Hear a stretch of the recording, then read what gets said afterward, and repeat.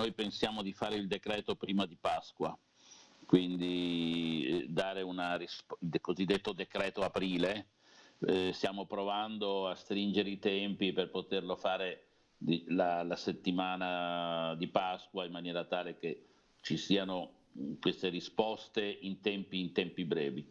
Nel merito, da un lato, come è stato già anticipato, noi riconfermeremo tutti i provvedimenti del decreto di marzo, aumentandoli, migliorandoli. Per esempio, è chiaro che allungheremo la cassa integrazione, decideremo poi di quante settimane, anche tenendo conto dell'andamento della parte sanitaria, ma non c'è dubbio che oltre alle 9 settimane c'è un allargamento della platea, ma anche un aumento del tempo di utilizzo.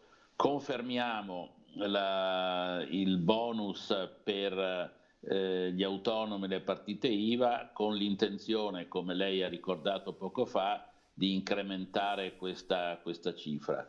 Dopodiché c'è l'intervento su quello che possiamo chiamare il reddito di emergenza, cioè un intervento che va a sostenere tutte quelle persone che non hanno un reddito e non hanno altri mezzi di sostentamento, che oggi sono in una condizione davvero precaria a seguito del coronavirus, e che quindi hanno dovuto chiudere attività e che quindi si trovano a non avere liquidità, risorse, e lì ci sarà un intervento abbastanza ampio. Stiamo individuando un po' qual è la popolazione e studiando le modalità con le quali erogarlo, un po' sulla scia dei 400 milioni dell'altro giorno per buoni spesa che sono stati assegnati ai comuni.